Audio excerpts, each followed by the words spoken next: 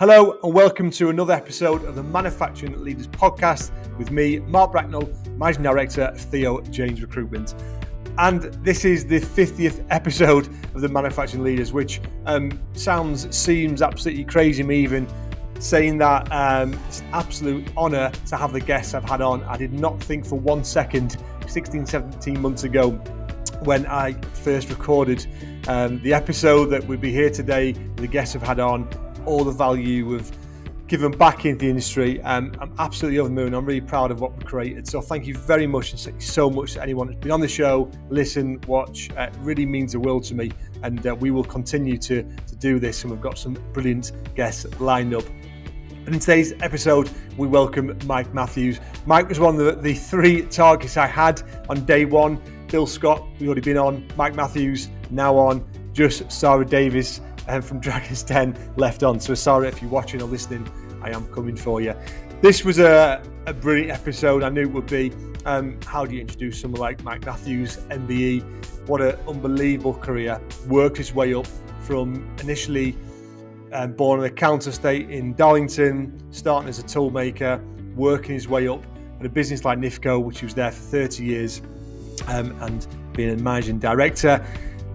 11 years, double-digit growth, just unbelievable career, and so many lessons to this. It's almost like a part 1-2 podcast. The first part is very much about Mike and how he got to where he is today, still working, doesn't need to, but he's got the passion there. He's still an NED and consultant for many businesses.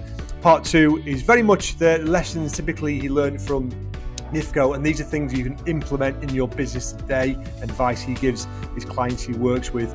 We talk in detail about the new age of digital manufacturing, the absolute crucial nature of having data to make informed decisions in your business. The overriding message for me in this podcast was to have a plan, create a new plan, stick to the plan. If it doesn't work, make a new plan. And I came away with fire in my belly to make sure I do that, and I know you will too. We also talk about the importance of process, having a documented process, and all the things that's made Nifco so successful and made pretty much anywhere Mike has ever worked so successful. So you're going to take an awful lot away from this episode. It's a slightly longer than usual, but as I say, it is worth it. So please sit back, have a coffee, watch, listen, Spotify, Apple, YouTube, whatever you want to do, because you're going to take a lot away from this. As ever, please subscribe to the channel, like the channel, comment, share. It means the world to me. We've got some brilliant guests lined up, and I'm really passionate about getting lots more good guests on as well. So thank you so much. I hope you enjoy the episode. Excellent. Well, a warm welcome say to Mike Mathews on the podcast, which is the 50th episode I've recorded Manufacturing Leaders, which is it's mind-blowing, actually. I never ever thought for a second it'd be this stage, and I've loved every second of it. So and what a guest. So look, Mike, obviously so much to talk about, unbelievable career, which we'll go through, and there'll be far too much to talk about, but we'll get into it. The first question, same as every time, what does it mean to you to be a leader?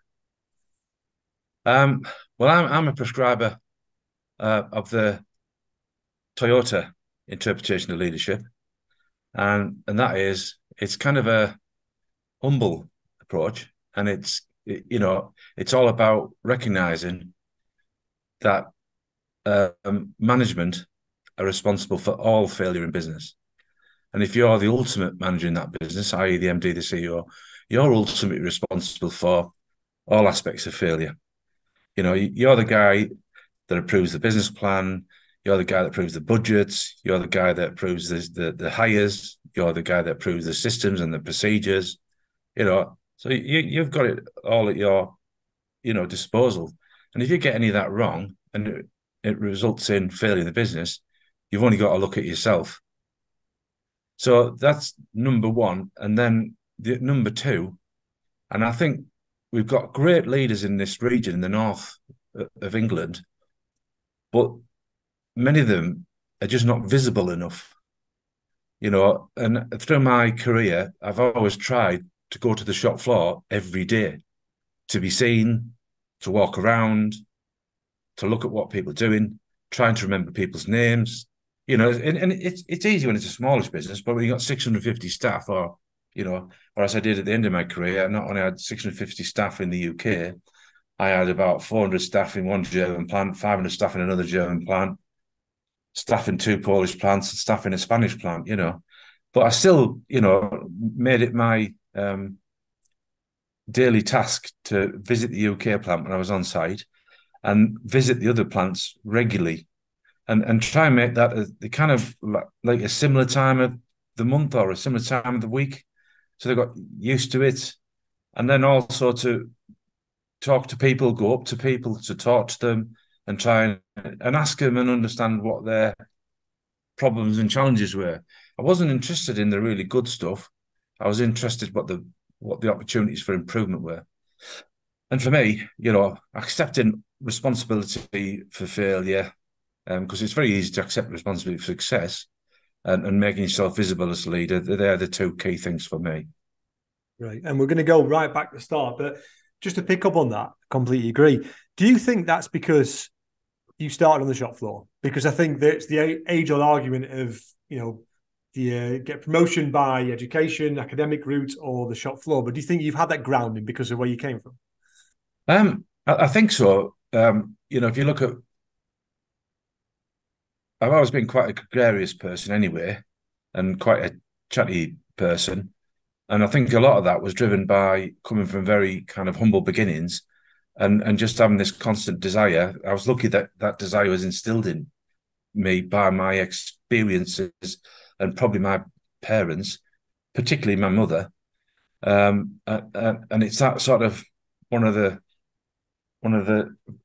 quotes, one of the phrases I've used a lot is, shoot for the moon, and even if you don't get to the moon, you'll still go a long way. And I just wanted to improve my life, improve the prospects for I didn't even have a family then, but for me and my future sort of family. And the only way to do that was to connect with people and talk to people. And then, I saw in the sort of working in a tourism environment, you didn't really have a voice. And that was because there wasn't the same communication structure that I've instilled in businesses where everybody has a voice. And I found that very frustrating.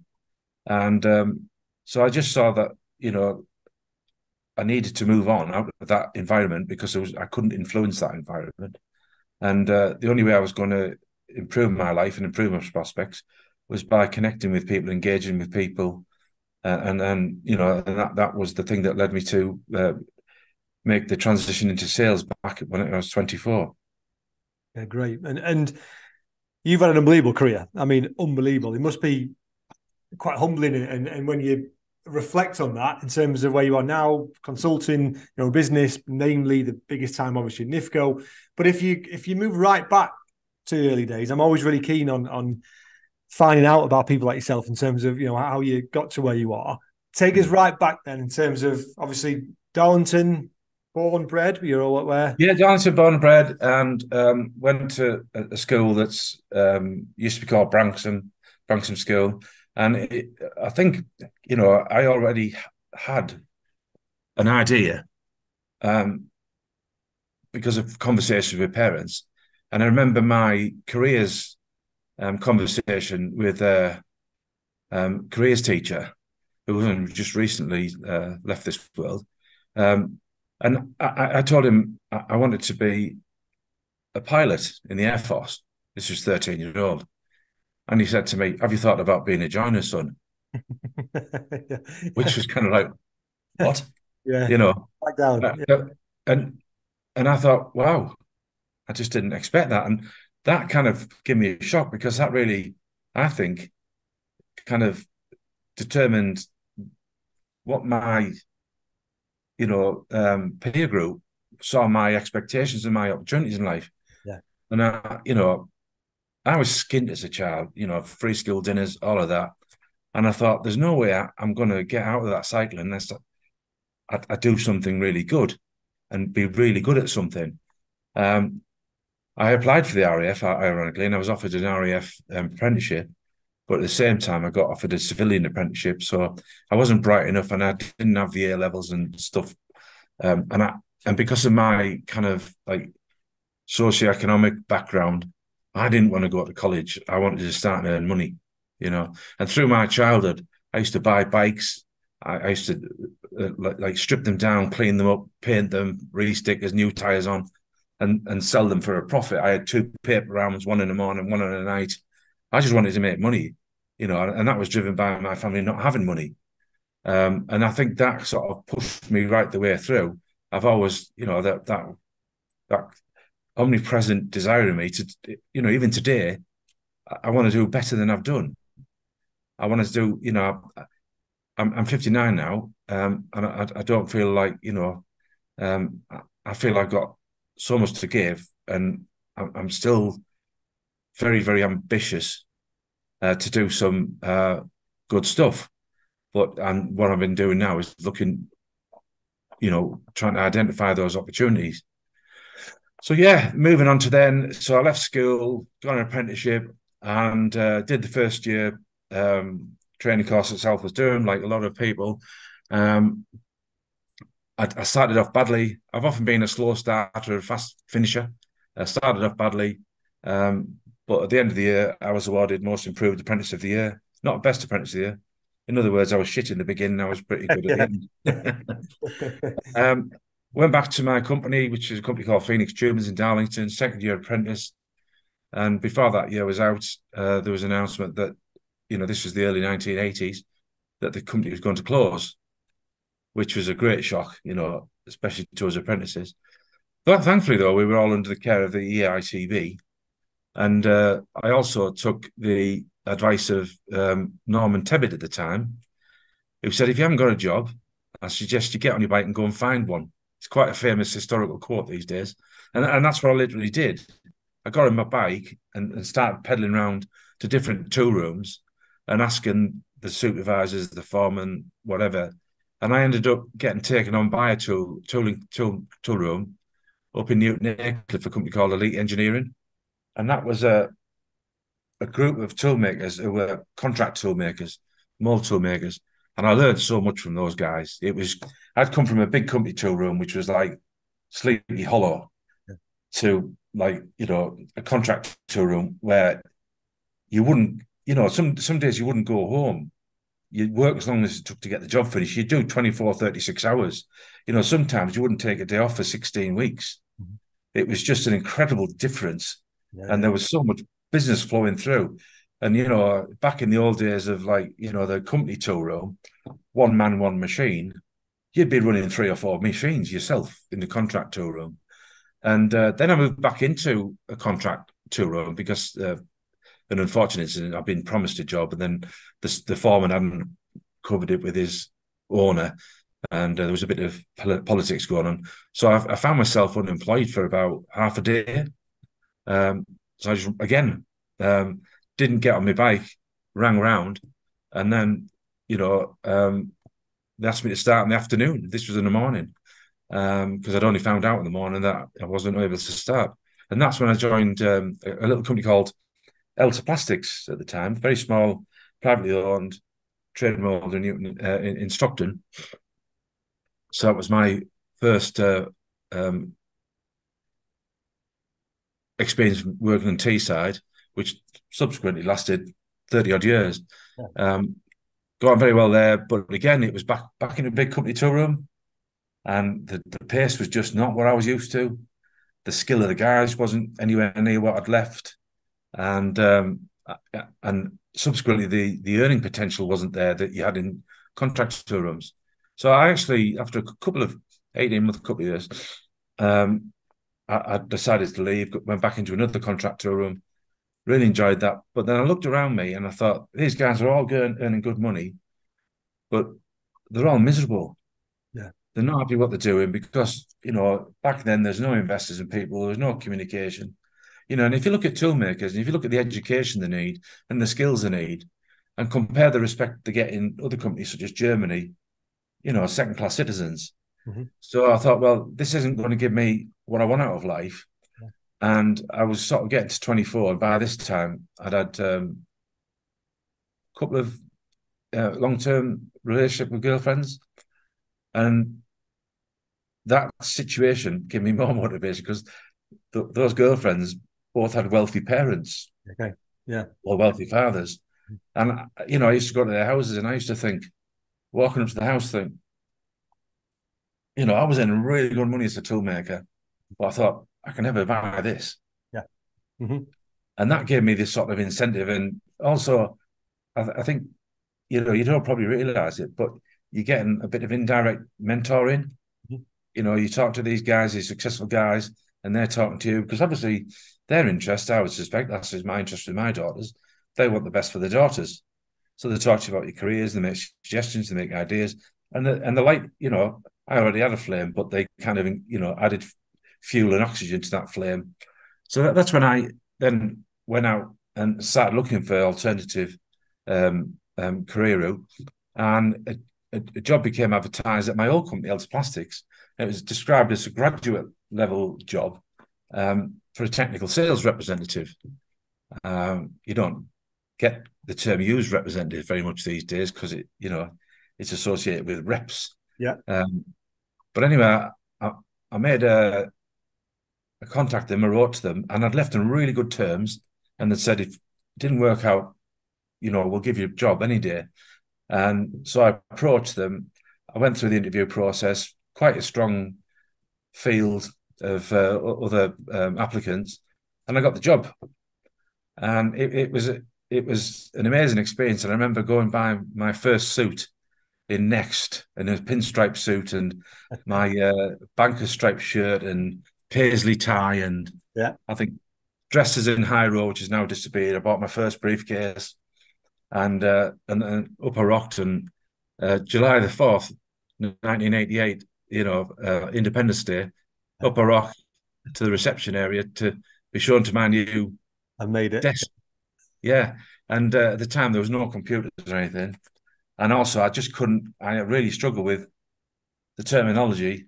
For sort of 8 years, I had a bench. But now I've got a desk. So whenever anyone wanted me, I was referred, well, I'm just going back to my bench. Yeah. Not your bench, Michael, it's your desk. And then, you used to, and I saw my role then starting in sales. Within a few weeks, I was taken to visit Ford Motor Company down in Basildon. Their European headquarters for purchasing. And we had a little bit of business there. And it was like a set of Dallas at the time. It was just like the reception area was just amazing. And, you were taken into a room and you were given coffee and, you had lunch, and this was another world. And I took to that like a duck to water. And so much so that my manager at the time, who was responsible for managing Ford Motor Company, said to me, I'm going to step aside. He said, when I go to Ford Motor Company and I walk into their offices, hardly anybody even notices me. He said, you walk in, and I don't know what it is, but people turn around and look. You've got this sort of natural aura of like, I want to talk to you. Let's do some business, And I took to that like a duck to water, and I made friends. And then, they were very generous with their sort of expense accounts. So I used to arrange to meet the guys for dinner on a night and go to football with them. And a lot of the things that are frowned upon in business these days, but I still think play a very valid role in building relationships, business relationships. So long as it's all above board and within parameters, I would actively encourage that sort of relationship. And, the business, when I joined, it was £300,000. And within 2 years, I'd grown that business to £3 million. Yeah. And then that's when Nifco came along and offered to buy it. So the offer, and was wow, because this Japanese company, Nifco, wanted to springboard to support the Japanese transplants. And that kind of then put me in a really interesting position, because ahead of me in the previous company was the MD's son-in-law, who he was my boss. Yeah. And all of a sudden, he didn't have that same kind of relevance. Yeah. And he's a super guy. I learned an awful lot of him. Still speak to him today, still the best of friends with him. And, but I was able to then push things forward, and I was given a lot more autonomy and a lot more freedom. But I kind of later found out that all the work I was doing with Ford Motor Company hadn't been included in the due diligence for the sale of the business. Okay. Mm-hmm. And, I had about another £6 or £9 million pipeline, Yeah. and my first Japanese deputy MD, because that was the way they did things, didn't quite believe me at first. And then I started showing him all of the correspondence and the communications and the drawings we were doing, and the quotes we'd done.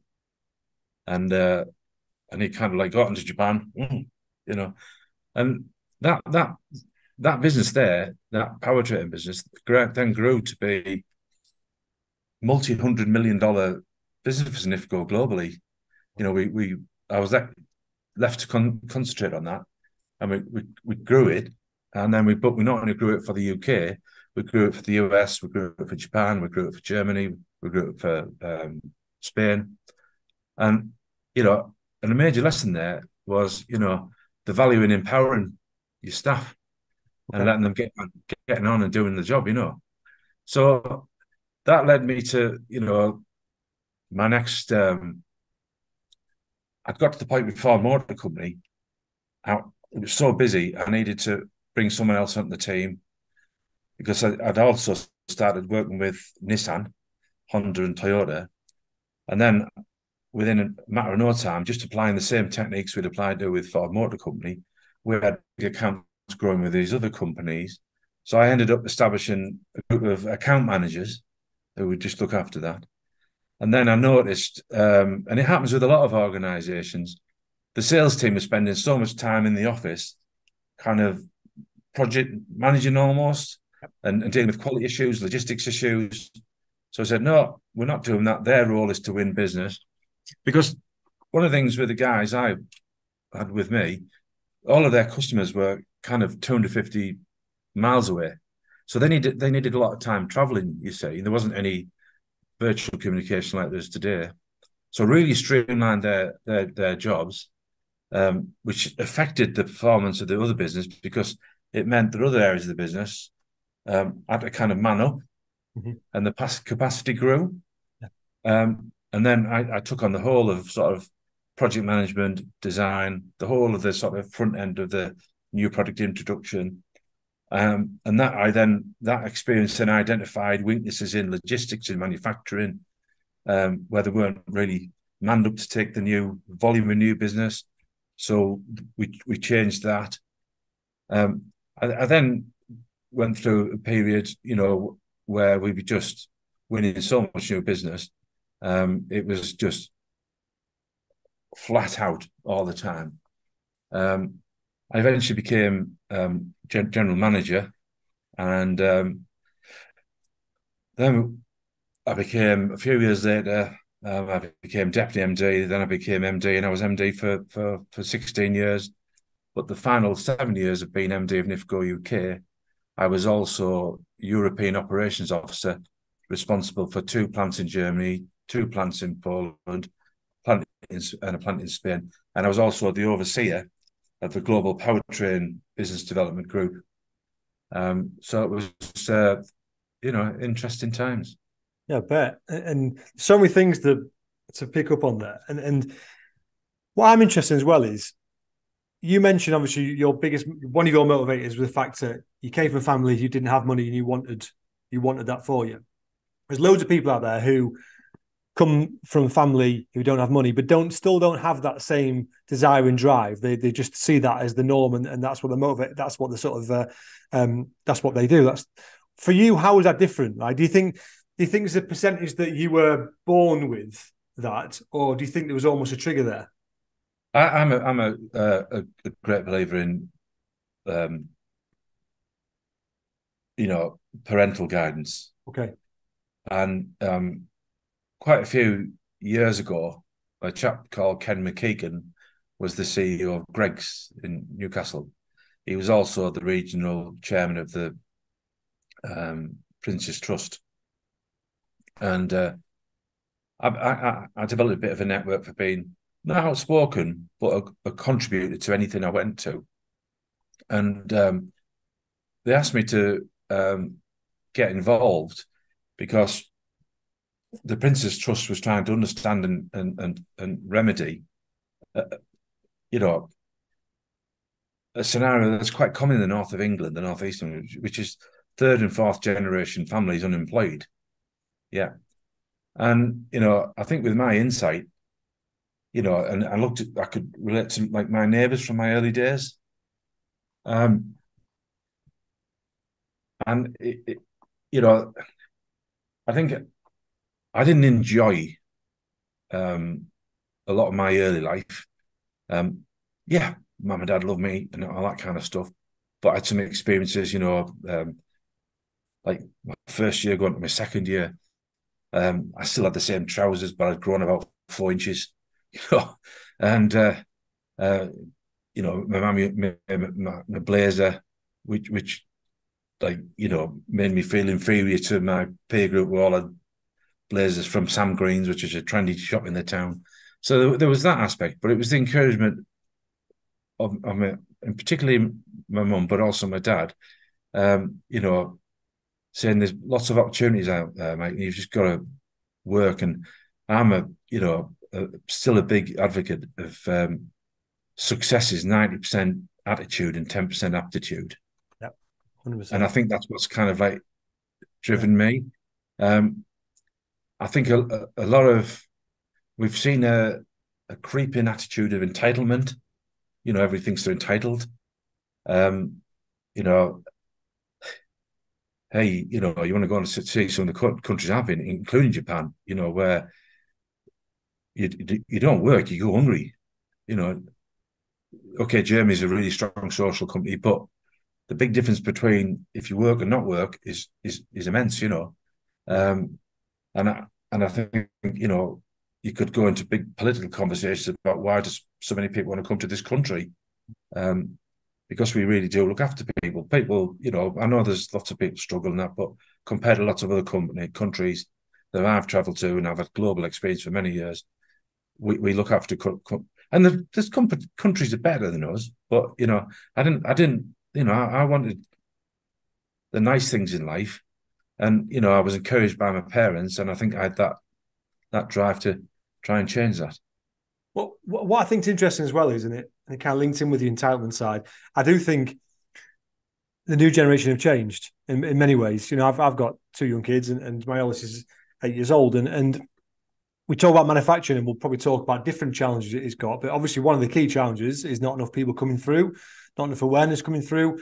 You mentioned as well there that you got on your bike and you rode around and try and find a job. That and I've heard that from a lot of people, I would say, in the industry back in the day. Now, is that because there wasn't as many options back then? There weren't as many call centers and influencers, whatever people want to be now, or is that because people have just changed and they expect things to land there? Is it almost like the Amazon Prime generation now? What do you think on that? Because that just doesn't happen anymore, or not very often anyway. Yeah, I could probably capture that with another anecdote. I was invited by the late Professor Jane Turner to become involved in the Power of Women campaign over at based in Teesside University, and Jane and I have gotten very well. And I sat on a table one evening, and we'd had a few presentations, and there was a lady who was a head of a school that talked about that some of her female students, you're talking under 16, were just regarded by their family members as domestic appliances, and that's still occurring now. And then lack of transport came up as an obstacle to education and opportunity, and my first year in off the job training school was in Newton Aycliffe, and I lived in Darlington. And to get to Newton Aycliffe training centre, I would have to take 3 buses, which was expensive and took a lot of time. I mean, having almost like an hour and a half to my day either side. Or I could buy a little scooter, a little Honda 50. I bought a little Honda 50, and that little moped serves me well. to go to work on every day. It gave me independence.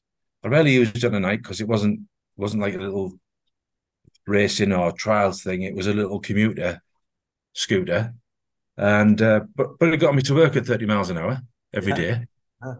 And and I'd mentioned to this head teacher that perhaps, and even in my, because very low salary, I was able to afford that scooter. And I suggested providing, helping maybe some scheme to help young people get access to mobility, because the bus services aren't always what you need. And she was so resentful of that suggestion. I was quite amazed. So I don't really think the entitlement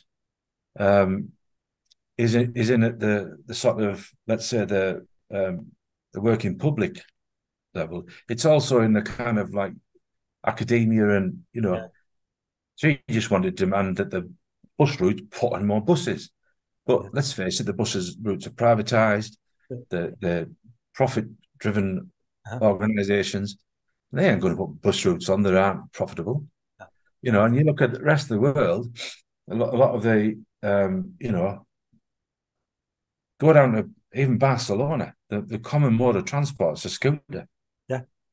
And okay, we've got the different weather up here, but our farmer generations in the 50s and 60s and 70s were mainly on scooters and motorbikes to get to work. It's just kind of like everything, So I think it's kind of, we've lost sight of the can-do attitude.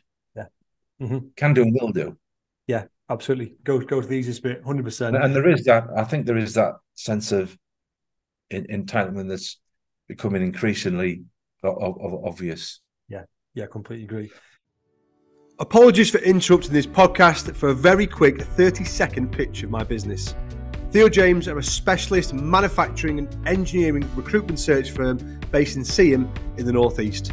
If you're looking for any staff or a new opportunity yourself, from a semi-skilled level right the way up to C-suite executive, then please get in touch. We have a specialist consultant in each discipline ready to help. I'm extremely proud of what we've built over the years, and I'd love to extend that service out to you. Thank you. Enjoy the podcast. I want to pivot straight into Nifco and obviously the time you've had there, because there'll be a lot of business owners listening to this as well who are part of businesses, and they're trying to grow, that they're trying to push on. That they might see that level of growth as potentially unrealistic for whatever reason. What do you put, and time to change potentially, but I imagine the principles are still the same. What do you put that down to? And you mentioned there, the business before that, from 3,000 to 3 million. I imagine those principles were still quite similar to what you took Nifco. What do you put that down to, that growth? Planning. Okay. When I started with Elta Plastics, as it was, I wanted to go from 300,000 to 600,000, 600,000. Nobody told me that was what I just wanted to do that. Yeah. And then when I got to 3 million, I wanted to be 6 million. When I got to 6 million, I wanted to be 12 million. And then, I basically put a wish list in front of it. Well, it wasn't a wish list. It was my innocent attempt at a sales plan in front of a Japanese guy. And he said, well, just show me how you're going to do it then. Well, nobody ever asked me to do that before. So we built up a numerical plan and built it up behind that. But that relied on lots of other parts of the business doing other stuff and getting better at other stuff. And it also relied on achieving certain accreditations.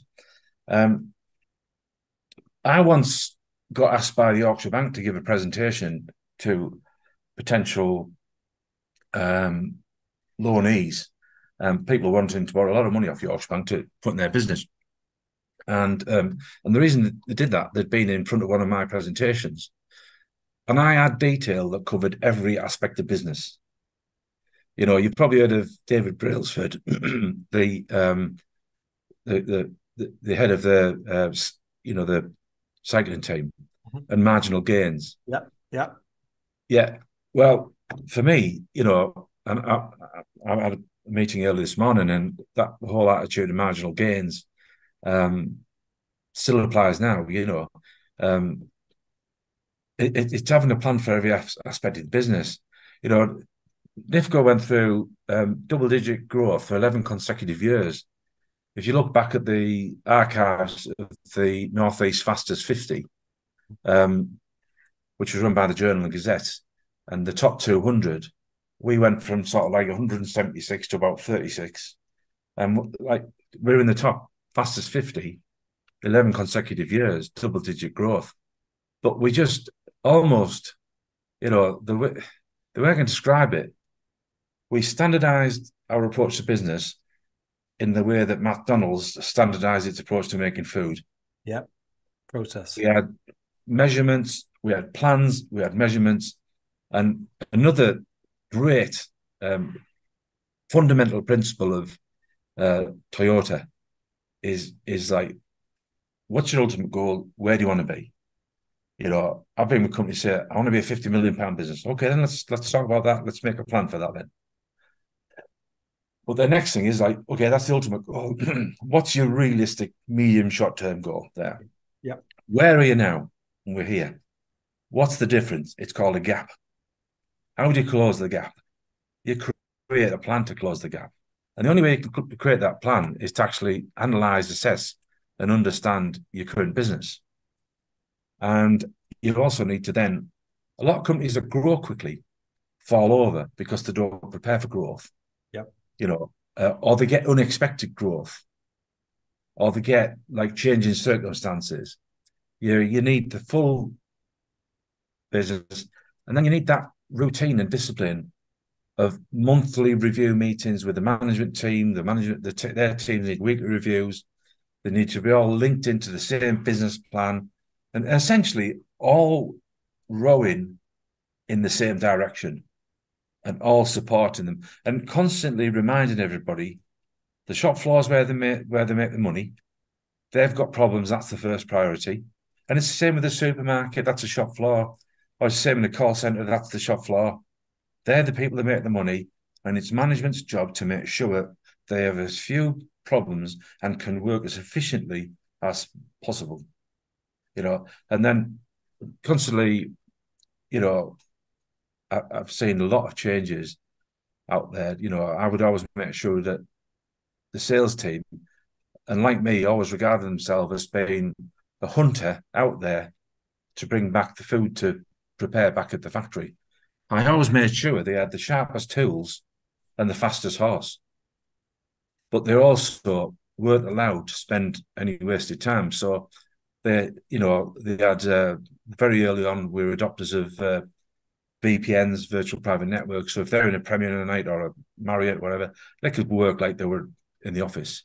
They always had up-to-date laptops, up-to-date mobile phones, cars, credit cards that made it easy for them. They didn't have a million forms to fill in to waste all that time with the bloody expenses claims. It was all pretty much automated. And then, feeding that back into the factory, digitizing the factory. And again, using the same Toyota principles, right? That was costed at that, gone into production at that. There's a gap, positive and negative. Why? High to low it, 80-20 it, attack the big ones, bring them down, but that's part of their job. That's not part of the sales job. Very, very clear job descriptions, very clear systems, procedures. And, and all of that, just, you become a machine. Yeah. Mm-hmm. The business becomes a machine where an MD like me literally has nothing to do during the day, other than attend certain critical strategic meetings. But it then allows you the time to be extrovert and go and visit customers, meet other stakeholders, even meet them with, if you look at manufacturing and you look at the total cost of sales, we'll spend all of our time on sales and spend our time on manufacturing. But 40% of our cost of sales, or 50%, is materials. I spent a lot of time, creating really good relationships with material suppliers and giving the purchase team a lot more presence, because, you look at a lot of businesses, they might have 12 people in the sales team and they might have 1 or 2 people buying. Yeah, it's not in balance. Another one of my I believe, your profit's really made when you purchase stuff. Yeah. Mm-hmm. And if you get that right, that contributes towards it. So you've got to get the purchasing right, you've got to get the engineering right, you've got to get the manufacturing right, you've got to get the sales and marketing, and then you've got to get the digital information, financial performance ecosystem. So you, at a glance, can just say, right, that's not generating what it should be, and we can just keep it attacking. In that, I'm sure you've heard it before, and it's kind of like a well dated, well used, a constant overall philosophy of Kaizen. You know, I mean, not wanting to put you in the spot, but do you know what Kaizen From translates? yeah, but I did a podcast yesterday as well, actually. Chap ops leader from Cummings, and he put every single bit of success down to those principles. Yeah, it's translates to small steps, Yeah. Uh-huh. and and I would say, success is based on a million small steps, not two or three big steps. Occasionally you get this good lucky and get big two or three steps. And again, if you go to the Toyota philosophy, Toyota is such a successful company because they employ and deploy really good standard people, not groups of kind of like prima donnas. So they all work well together, but they all respect and work with excellent systems, standards, and procedures. And that's where there is a huge amount of waste occurs in every business I go into, because they never do the same thing, like repeatedly. Yeah. And you think, wow, and the amount of like downtime, not only in kind of manufacturing environments but office environment, because they aren't connected. We've all heard this phrase of silos, trying to get rid of silos and bring everybody together in one homogeneous machine. And if you look at the automotive industry, and obviously it's my main industry, it is a machine. It announces an SOP of a new product 3 or 4 years ahead of advance. And I've never known an automotive OEM miss one. Mm-hmm.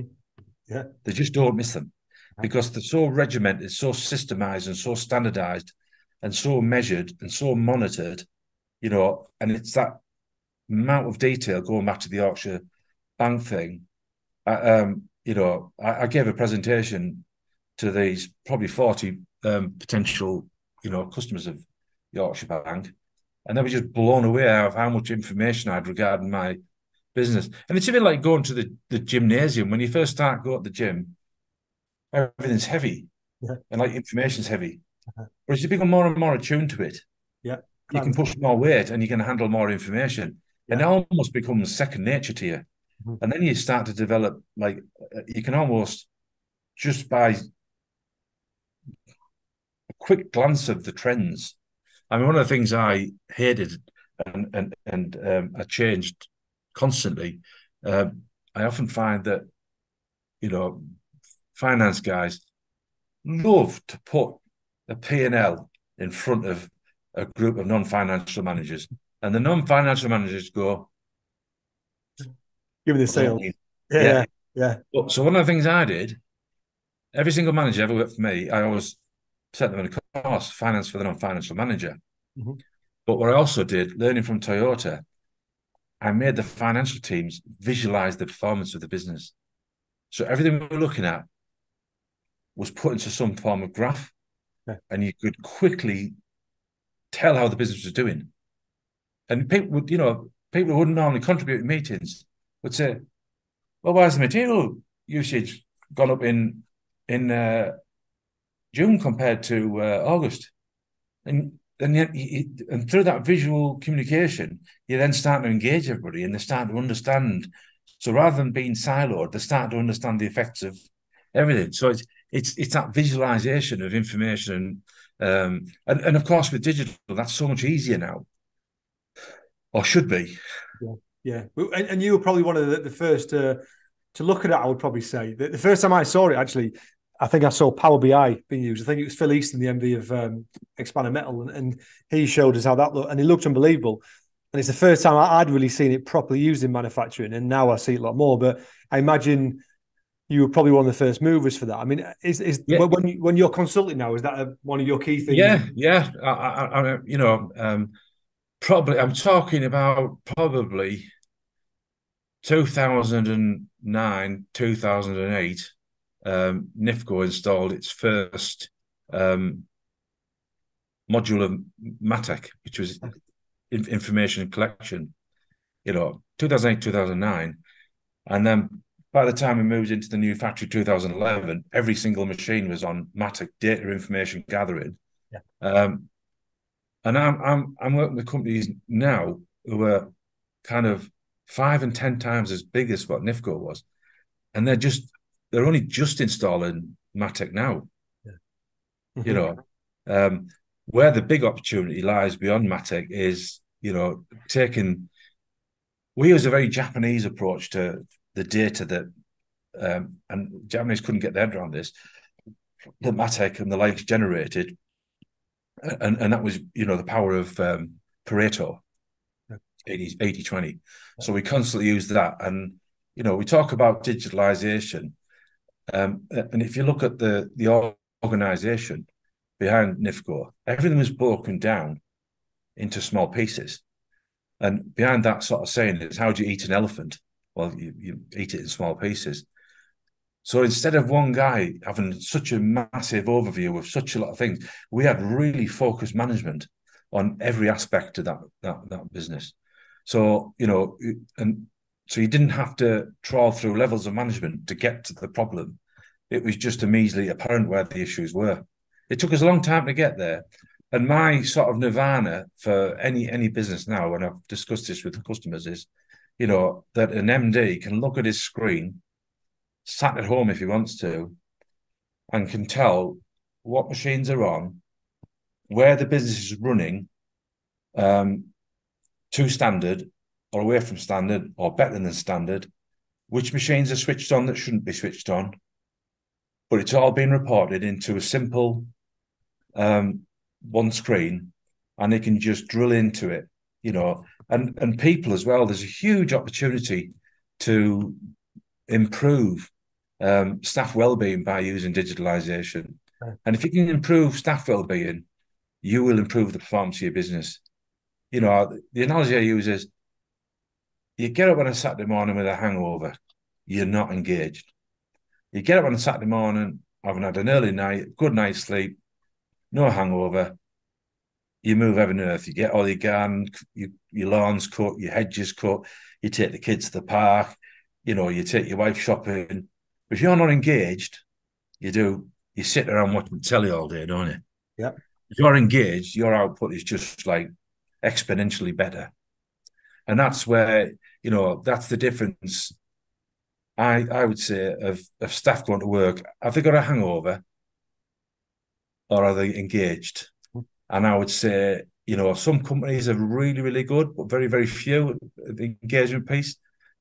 There's some in the middle, but there's a lot still have staff who come to work with a hangover, metaphorically speaking, every day, and just do what they need to do and do the minimum because they're not engaged.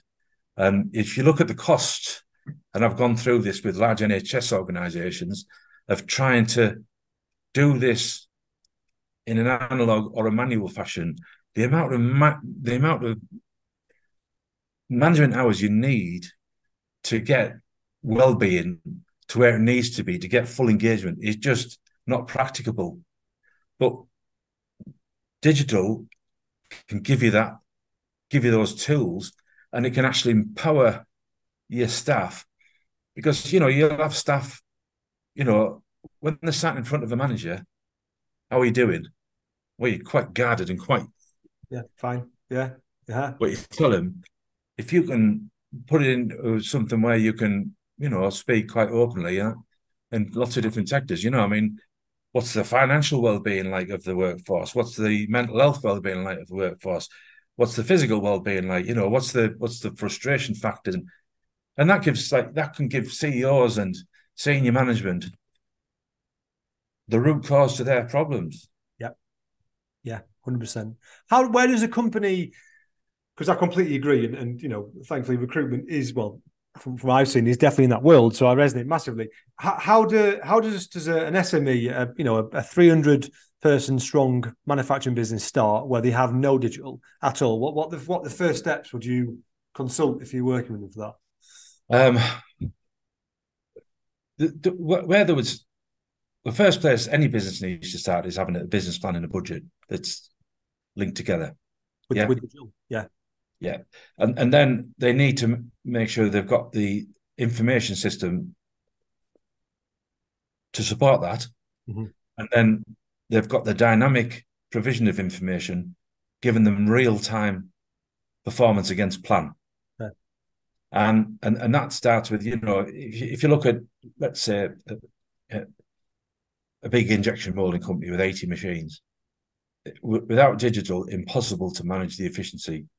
What will happen in that day will happen in that day. Yeah. You can't influence it because you won't find out until a month's time. But if you can,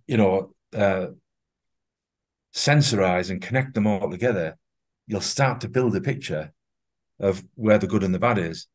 And that's where you start to move on to the need to, the really clever stuff isn't the implementation of the information coming from every single piece of kit in the business. Yeah.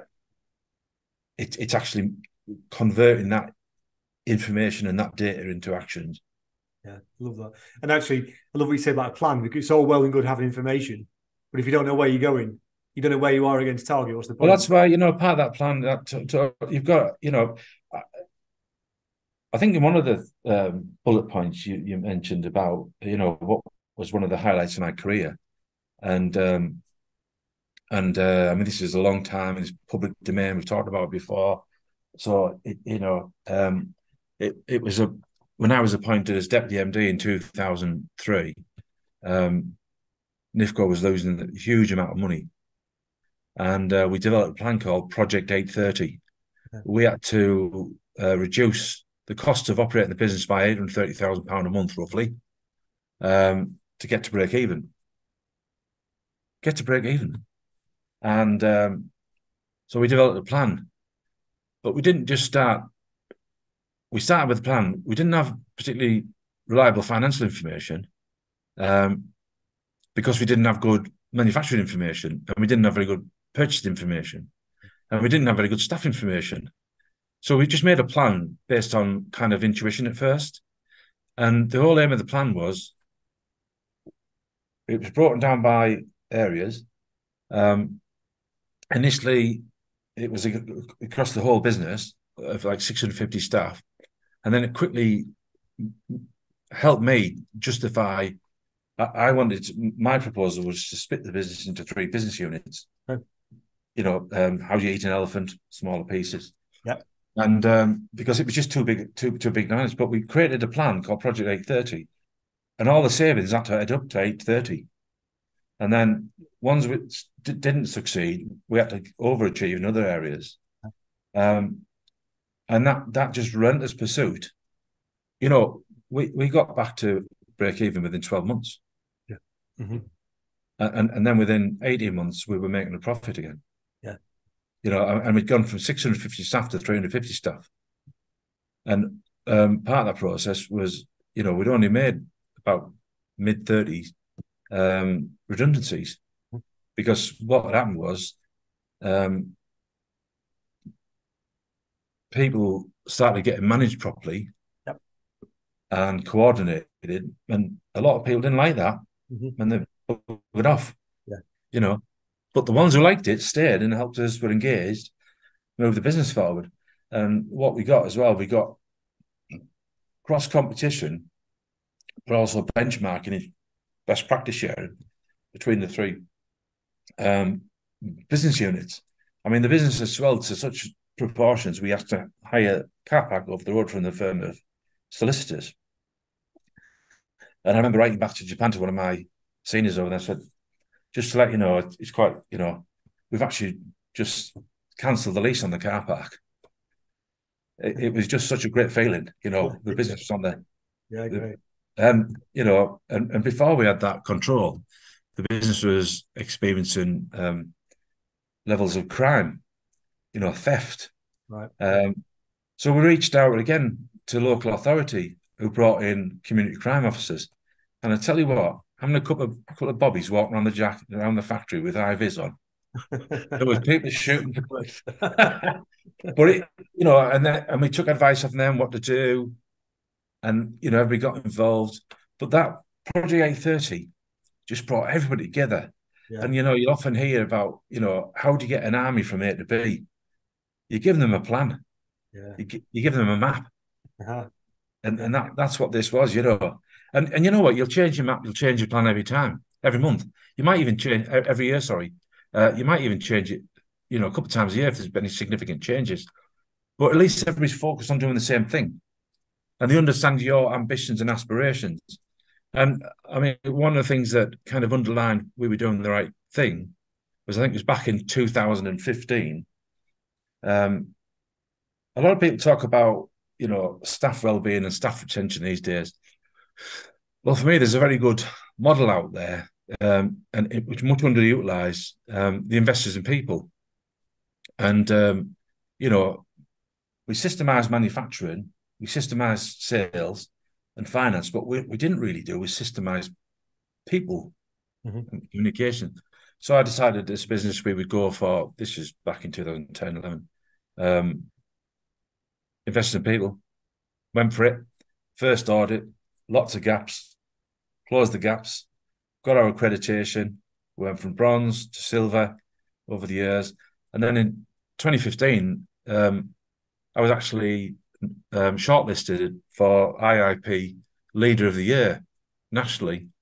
And it was a really interesting shortlist. There was a shortlist of 10. And all the other 9 were in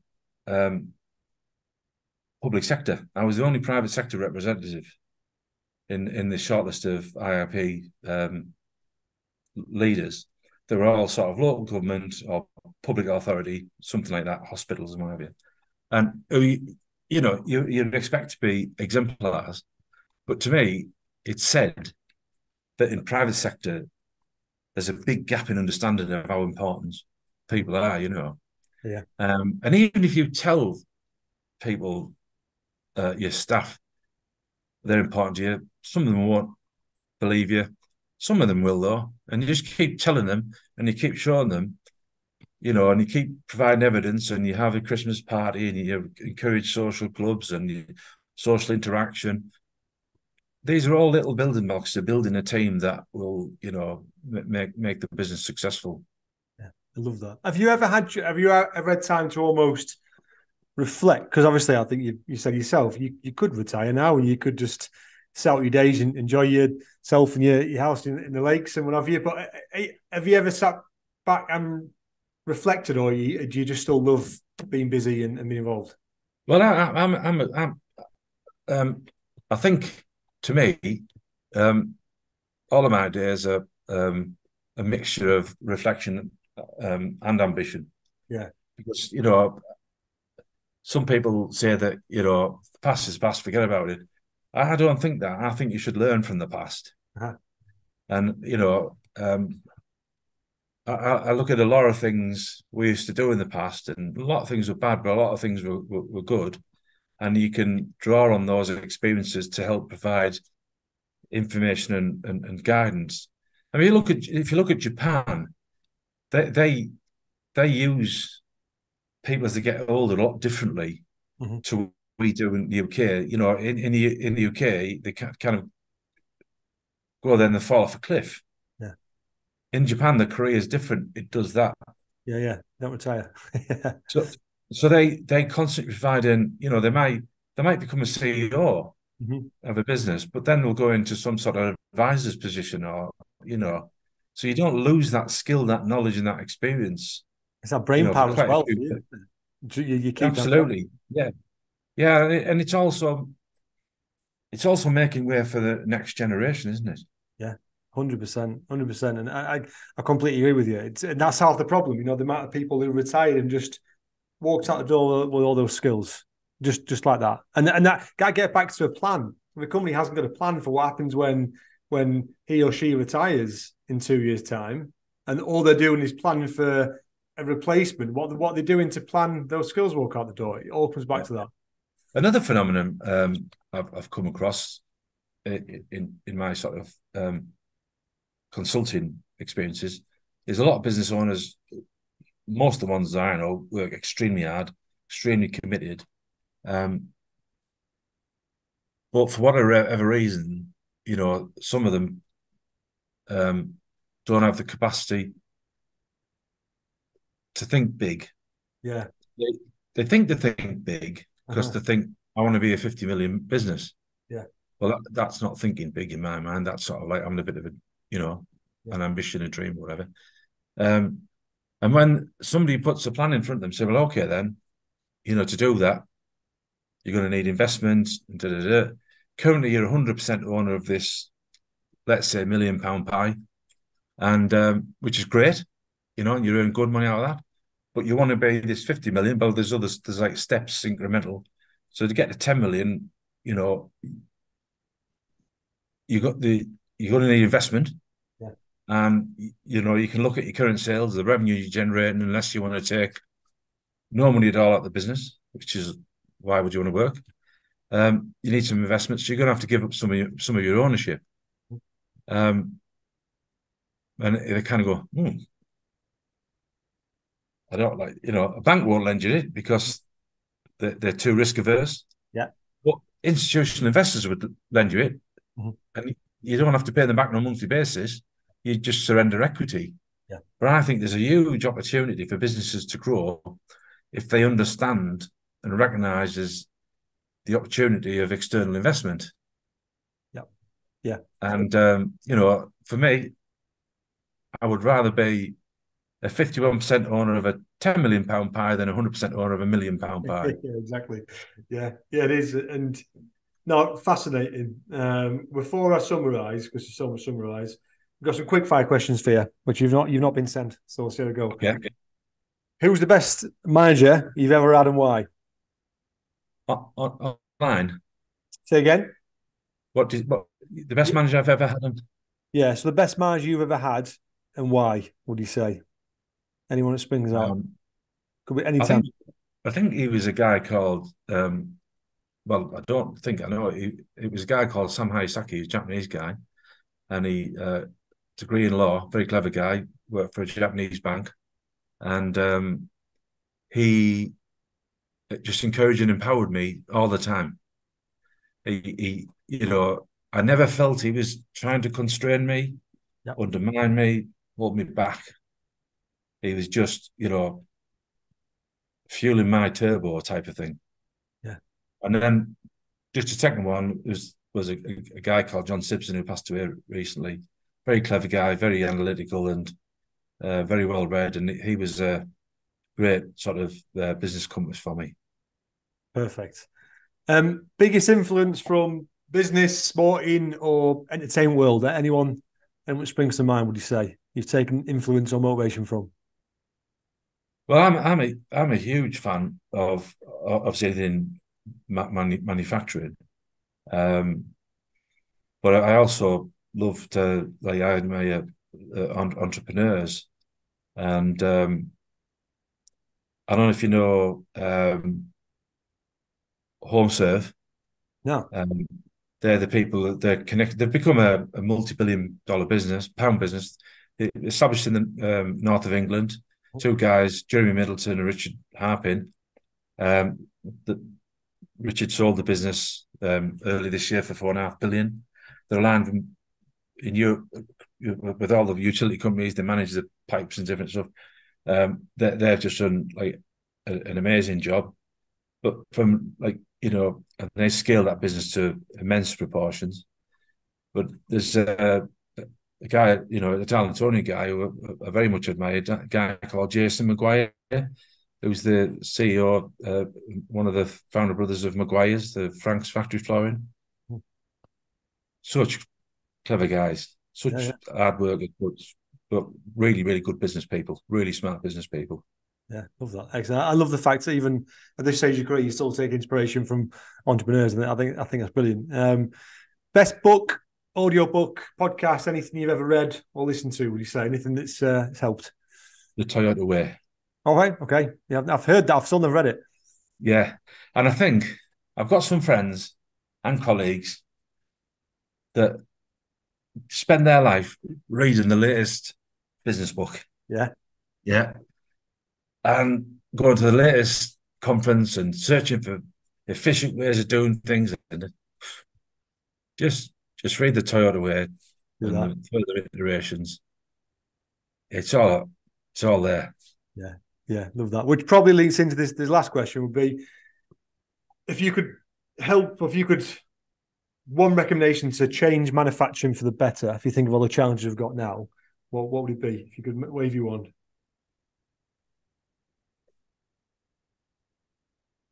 I could give you a list. um,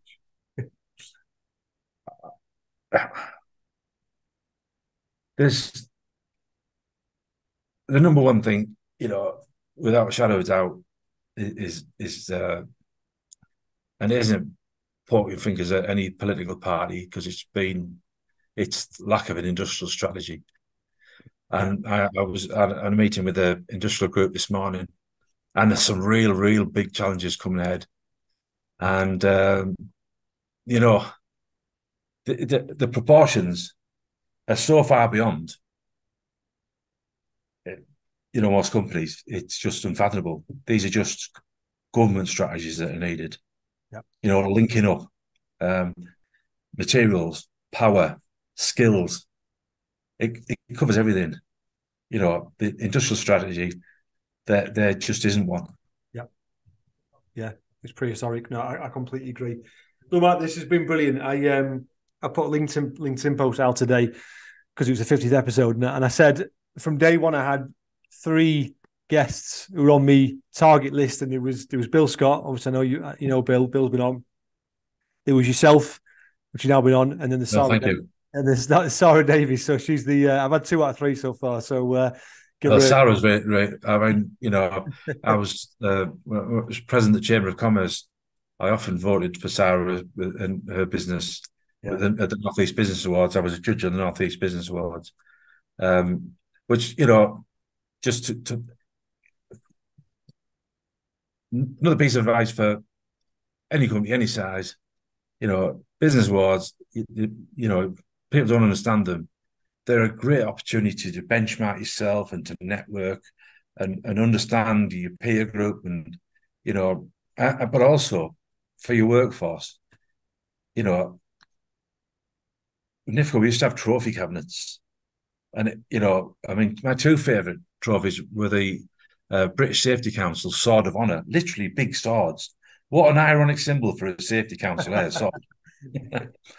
But they only award 60 globally every year. Yeah. We had 2, and then we had the Plastics Industry Awards, which is like the Plastics Industry Oscars, North East Business Awards. Being the amount of goodwill, and when we had all those, you had people queuing up wanting to join the business because it was such excellent PR, and it just gave everybody that pride and engagement that would, and it gave the naysayers in the business, well, this company's shit. Well, we've actually just won the Company of the Year award. Yeah. And we've just got the safety shit. Well, we've just got the British Safety Council award. We've got got this other award. We've got this communication in this business is crap. Well, we just got the Investors and People award, which is all about communication. And it just said, like, sure, we're a good company. I completely agree. I think it's one of those untapped things that people need to get into. We sponsor the awards inside of media every year, and it's a great event. Such a good do. Good organisation. But they look, it's so many lessons, and I always reflect what I've learned, and there'll be loads of other things that other people have picked up, probably more so on the manufacturing side. But for me, plan. And when you're talking, I'm thinking, is my plan good enough? Do we need a new plan? Does everyone know the plan? Probably not. Do you know what I mean? So that's a key thing for me. And process side, again, we're not a manufacturing firm, we're a recruitment firm, but it's the same principles apply. You know, can we document every single process? I forgot what that quote is. I think you half mentioned it, that, you know, average people with great processes get a brilliant output. Yeah, it's a Toyota. Yeah. And it's so true. And I just think there'll be things there people listen to, driving the car, whatever, listening, going, we need to improve this. Do you know what I mean? So no, thanks, Mike. Nothing quicker is going to destroy a team than a new prima donna. Yeah. That's it, you know, it's every time it's just, you know, you look at the major football teams, they're like revolving doors, aren't they? Yeah, that's it. They're just a group of prima donnas. Yeah, the process will be there forever. So no, I completely agree, mate. And thank you so much, Matt. It's been great. We appreciate it. It's a pleasure. And thank you for the opportunity, and thank you for the platform.